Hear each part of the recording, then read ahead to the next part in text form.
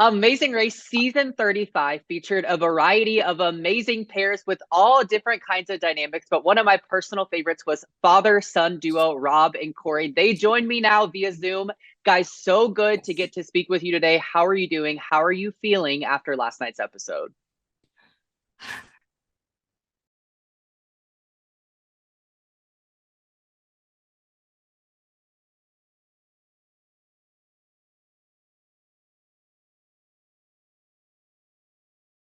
Yeah.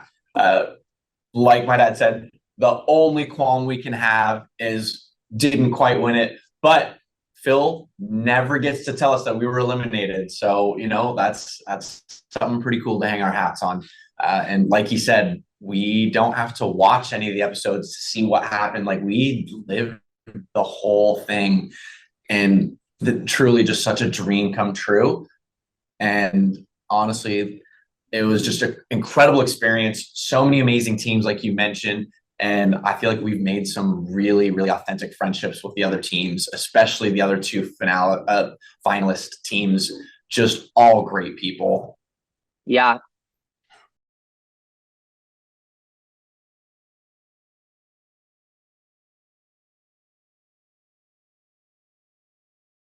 yeah, that's so good to hear you guys. You guys were you were just so enjoyable to watch throughout the entire season. And I think a big reason for me and a lot of the other viewers is your relationship. You guys seem to have such an incredibly special relationship. So I'm curious to know, has it always been that way? And also, why did you want to race together on the show? Yeah, I think that our relationship has really always been this way. Ever since I was a little kid growing up, my dad was my best friend. When I was really little, worked night jobs so he could stay home with me. I would come home from school, we'd play catch, and like just always, he was my best friend. We played video games together as I got older.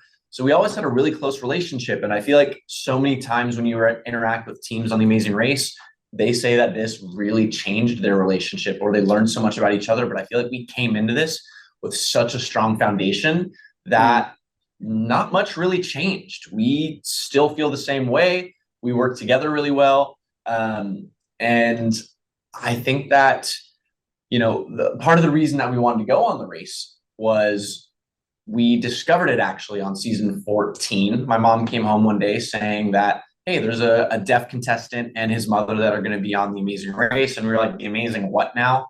Okay, sure. And we watch it. And one, they were fantastic to watch. Loved them. And two, there's a game show for $1 million where you travel around the world and play games and like just odd competitions. You got to carry cheese wheels down a hill. Like, what is going on? And it was so absurd, but you got such an authentic taste of these different cultures, and it was amazing to watch. So when I was a little kid, we kind of agreed that one day when I'm old enough, we're going to apply. And for it to come to fruition is just mind boggling.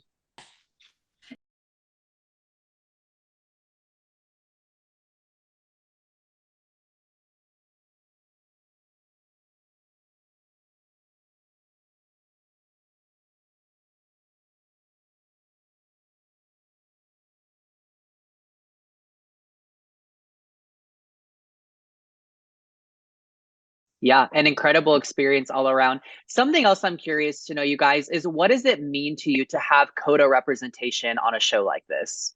It was huge. I think it was just such a big step because I think as of late in the media, there's been a lot of growth in, sign language in ads or in movies. The growth of the movie Coda itself really kind of put Codas in the spotlight. I feel like that's not a term that people were familiar with before.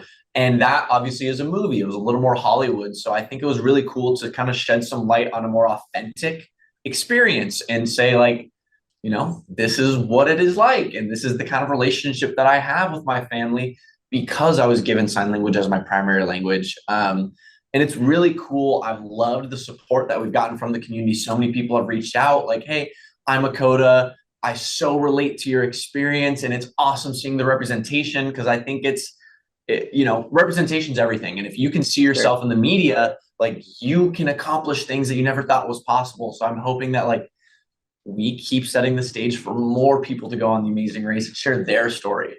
So, if there's anything that maybe stands out to you about something you did on the show, whether it's a challenge you did or somewhere you visited, what would that be and why? I think one of the things that really stands out to me is our recovery and our collaboration in India. You know, that leg where I struggle at the roadblock. And I feel like a lot of times when a team gets in that scenario, they get really down. And because we knew each other so well, I could look up at my dad and see exactly what he was thinking. You know, I could read him pretty well.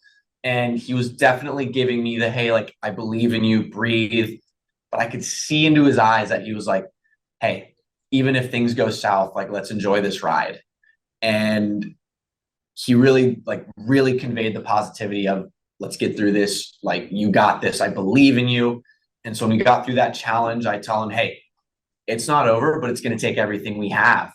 And so just us running through the streets of Jaipur, getting to that task. And when we did the puppets, I think that was like really the pinnacle of our collaboration, because it really was, I trust you, you trust me. Let's each do half of this challenge. And you saw that we have really good communication without needing to be very obvious in what we're saying. We can read each other's body language. We were able to like identify what the other person needs and work together. I think that speaks like volumes to our relationship, just how well we know each other.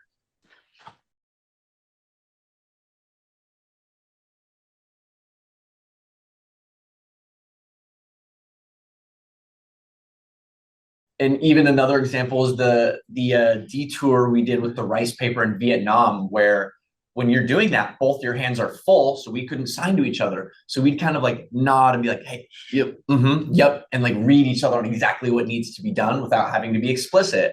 And that is like, I think, a really key part of our relationship. Yeah, absolutely. Now, is there anything that you guys feel you could have done differently on that final leg in Seattle that maybe would have helped you secure the win? Hmm.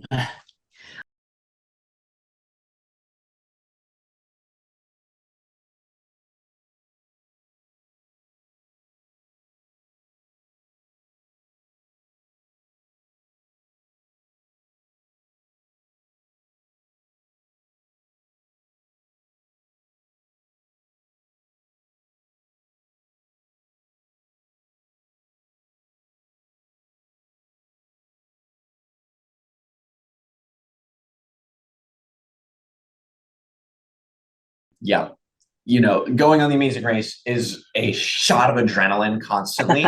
And then the feeling of the finale is unlike anything I've ever experienced in my life. You are right there. You're at a 33% chance at winning the Amazing Race. Like, this is unreal. And I think us having a little more sense of calm, collection, and making sure that we were more thorough with the directions would have definitely helped us. There were, you know, it was nighttime in Seattle, so there was not as many people out and about as typical. So there were a couple people that we did grab for directions that were on the go, and they're like, my Uber's here, I gotta go. And if we had just been like, okay, you know what? Let's ask someone else to finish the directions for us. But we said, you know what? This is close enough. We'll get there and we'll figure it out. And I think that kind of hurt us.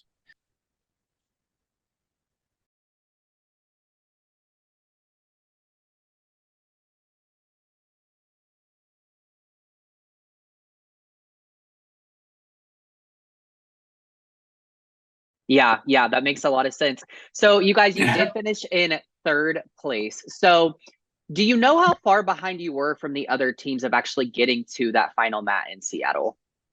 I don't have a good sense of the exact time, but because we left Grunge at the same time as Joel and Garrett, they had a longer drive than we did to the final challenge of the scramble.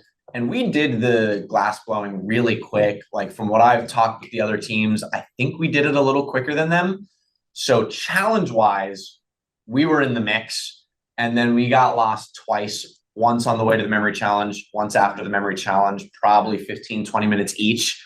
So if I had to ballpark it, I would guess, you know, it was probably like 20, 30, something like that. Mm-hmm, mm-hmm. But hard to be certain. Yeah, for sure. Now, okay, something I'm dying to know because you guys really were a fan favorite duo this season. Would you compete again on The Amazing Race if you were asked? If I could just keep racing every single day of the rest of my life, I'd do it. That was the most fun I've ever had. CBS, if you're listening, if you need a new tester for the roadblocks and detours, just pay for the flights. You don't even need to pay me. I'll just come do it. I'll do all of them. But yeah, I would go back in an instant. That was the most fun thing of all time. Like I'm in. Yeah, absolutely. Well, we would love to see you back on our screens.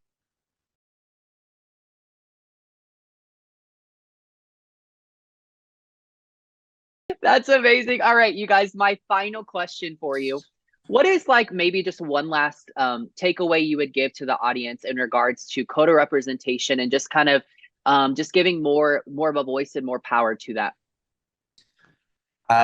I just really think it's important that it's represented in media and a really authentic experience is shown. And at the end of the day, I want people to see the power of sign language and the accessibility that it gives to both communities coming together. And I think my family is so bonded together because we are able to have such authentic relationships and communication styles that are given to us by sign language. So I just want people to see it as powerful language that it is. Yeah.